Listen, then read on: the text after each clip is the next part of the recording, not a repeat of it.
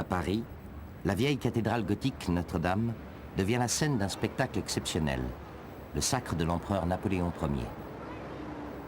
Nous sommes le 2 décembre 1804.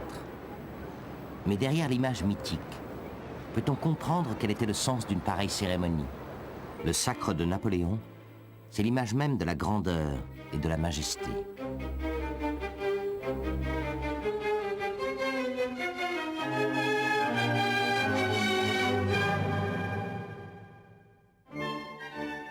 Le tableau de David, le sacre de l'empereur Napoléon, représente le moment où Napoléon Bonaparte, après s'être couronné lui-même, se retourne vers Joséphine, son épouse.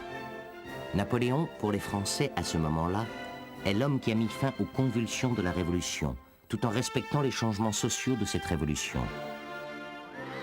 C'est le militaire victorieux, celui qui a contraint les ennemis de la patrie, l'Autriche, l'Angleterre, à signer la paix après 10 ans de guerre. Avant le sacre, Napoléon a été plébiscité par les Français. 3 500 000 oui, contre 2 500 non. Mais au cours de la cérémonie solennelle à Notre-Dame, le nouvel empereur veut incarner des valeurs éternelles. La France réconciliée avec l'Église, le souvenir de la Rome des Césars, mais aussi celui de Charlemagne. Et le pape, par sa présence, consacre tous les souvenirs mythiques de l'histoire européenne. Ce tableau est un tableau que tout le monde connaît, c'est un chef-d'œuvre. On pourrait donc penser, comme on le connaît comme une sorte de cliché éternel, que c'est une véritable photographie de l'événement. En réalité, ça n'est pas du tout le cas. Tout d'abord pour des raisons techniques. Il s'agit bien évidemment d'un tableau immense, plus de 9 mètres de côté. Et c'est donc un tableau qu'il a fallu quelques 2 ans à David pour composer. Il lui a donc fallu, bien évidemment, dessiner tous les personnages et penser à la place de chacun. C'est en quelque sorte, si l'on veut, la mise en scène d'une mise en scène destinée à frapper les imaginations. Il s'agissait de représenter, en fait, non pas le sacre simplement d'un personnage, mais également l'établissement d'une nouvelle dynastie, avec la présence de toute la famille, et l'établissement d'un nouvel ordre social en présence de toute l'aristocratie ancienne et nouvelle. Parmi les quelques modifications que s'est permis David à la réalité, quelques entorses qu'il y a faites, nous pouvons énumérer la présence de Madame Mère qui se trouve dans la tribune alors qu'elle avait refusé d'assister à la cérémonie. Nous pouvons citer également, pour des raisons diplomatiques, diplomatie familiale, la présence des 2 dames d'honneur qui tiennent la traîne de Joséphine alors que ce rôle incombait normalement aux sœurs de l'empereur. Une modification également du geste du pape, dont l'empereur aurait dit qu'il n'avait pas fait venir le pape de si loin pour qu'il ne fasse rien.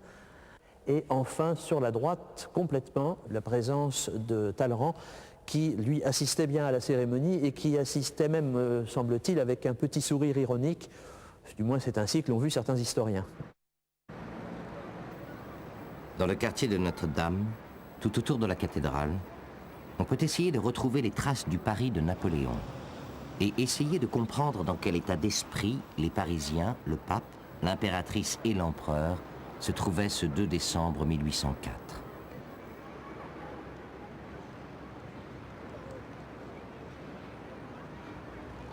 Si j'étais un Parisien du temps de Napoléon et que j'étais venu admirer le sacre de Sa Majesté impériale et royale, je me trouverais devant un grand bâtiment qui a disparu, l'Hôtel-Dieu de Paris, Hôtel-Dieu qui représentait une masse très imposante d'architecture. Il y avait d'ailleurs là un grand portail qu'on venait de bâtir 2 ans avant le sacre et que l'architecte avait prétendu être là pour 1000 ans, donc vous voyez ce qui reste de cette vanité d'architecte. De l'autre côté, second édifice disparu qui calait le parvis et lui donnait une composition plus petite, c'était l'hôpital des enfants trouvés où l'on élevait les enfants abandonnés dans la rue par leurs parents. Il y en avait énormément à cette époque. Entre ces 2 grands bâtiments, une rue centrale, la rue Neuve-Notre-Dame, par laquelle les carrosses des invités et naturellement de Napoléon et du pape sont arrivés.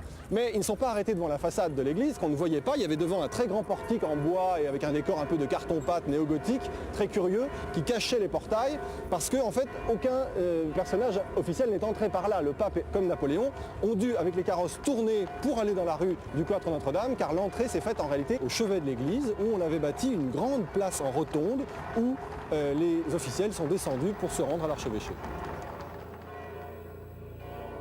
À l'intérieur de Notre-Dame, pour retrouver les lieux mêmes du sacre, il faut pénétrer au fond du chœur, derrière l'autel actuel, et imaginer le décor construit par Percier.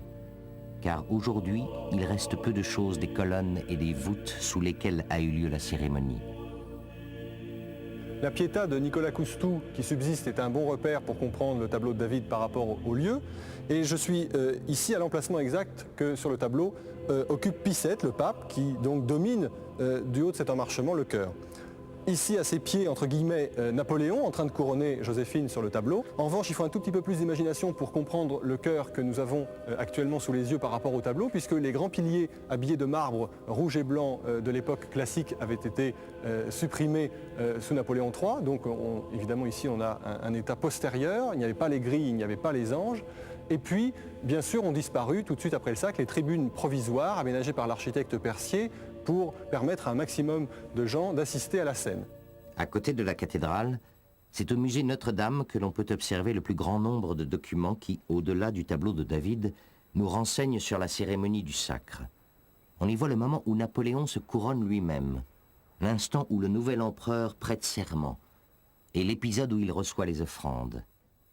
Mais l'événement exceptionnel du sacre est la présence du pape à Paris. La venue du pape à Paris a au moins deux raisons. La première, c'est que Bonaparte, général en chef de l'armée d'Italie, connaît très bien le pape Pie VII. Il l'a connu à Imola, il l'a entendu prêcher, et il a dit, en l'entendant, il prêche comme un jacobin, sous prétexte qu'il reconnaissait la République, ce qui était probablement exagéré. Et puis surtout, la seconde raison, c'est qu'on a fait miroiter au pape que les articles organiques prévoyant à la suite du concordat qu'il y aurait la liberté des cultes seraient modifiés. Car bien sûr, un catholique ne veut pas à ce moment-là promettre la liberté des cultes, puisque le catholicisme est la seule vraie foi. Napoléon est baigné par la philosophie des Lumières et ce n'est pas un pratiquant à l'époque de la Révolution. D'ailleurs, son mariage est un mariage civil jusqu'à la veille du sacre. Pourquoi donc a-t-il voulu cette cérémonie ? Bien parce qu'il considère que le catholicisme est la religion du plus grand nombre de Français et que donc il doit être un souverain catholique, sacré comme les rois de l'ancienne France. Et d'ailleurs, il va aller plus loin. Il installe une chapelle aux Tuileries, il assiste régulièrement à la messe le dimanche. Il se considère comme catholique par son baptême, même s'il ne l'est pas par sa foi exprimée au quotidien.